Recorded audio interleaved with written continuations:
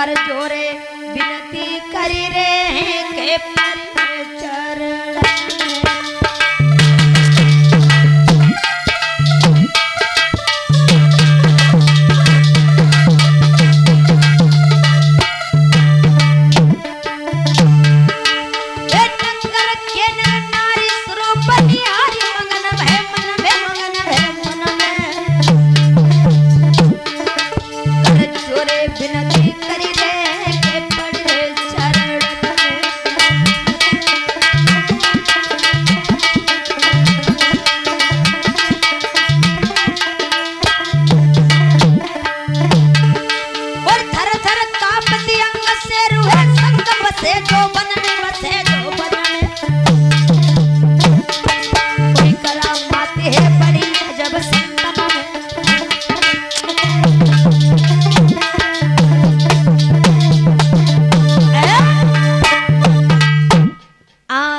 समय भगवान अर्जुन महात्मा का रूप धारण करके जा रहे हैं तो रास्ते में गांव के लोग मिल गए और जैसे ही देखा सभी लोग देख रहे हैं तो महाराज संतों के रूप में जवाब दिया कृष्ण और अर्जुन ने महाराज जो मोरक ध्वज का घर किधर है। तो उसी समय एक बच्चे ने जवाब दिया प्रभु आप सीधे चले जाओ।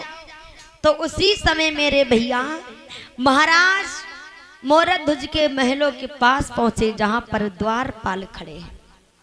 द्वारपालों ने देखा और उसी समय तो श्री सुखदेव जी कहते हैं राजन परीक्षित जवाब दिया है संतों ने अरे द्वारपालों महाराज से जाकर के कहना कि दरवाजे पर दो संत आए हैं जिनके संग में बनी का राजा शेर है।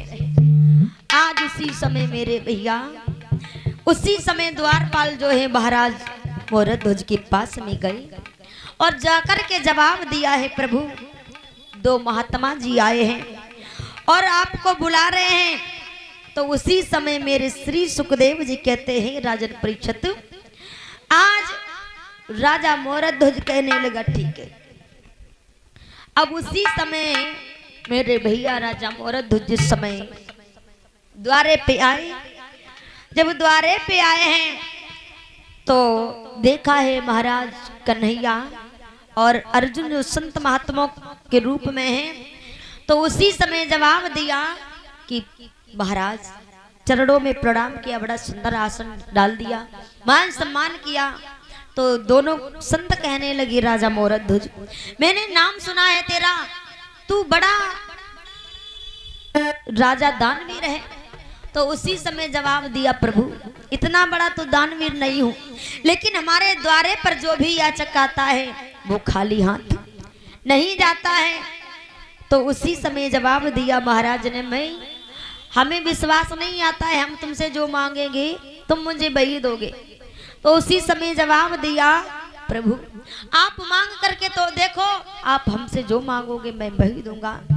तो उसी समय जवाब दिया ऐसे नहीं पहले तुम तिरवाचा भर जाओ और फिर हम तुमसे कुछ दान मांगे।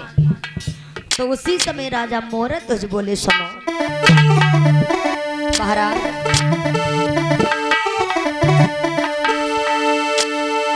ये तेरे बाचा नाथ में भरता हूँ और मैं अपना वचन निभाऊंगा वो सौगंध गुरु की खाता हूँ नहीं पीछे कदम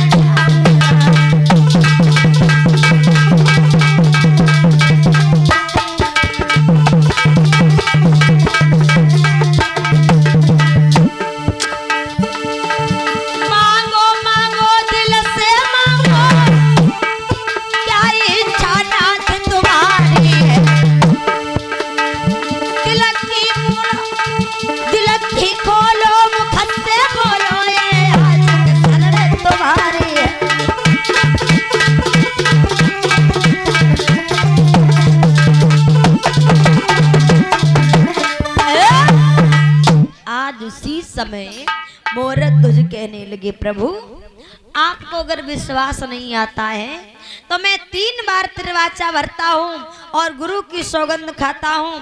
आप हमसे जो मांगोगे मैं वही दूंगा, वही दूंगा है, वही दूंगा। आज मेरे भैया जो 3 बार त्रिवाचा भरी और गुरु की सौगंध खाई, तो उसी समय मेरे भैया आज वो संत कहने लगी, राजन सुन, हम तेरे पास में बड़ी आशा लेकर के आए हैं। और क्या जवाब दिया है भगवान कृष्ण।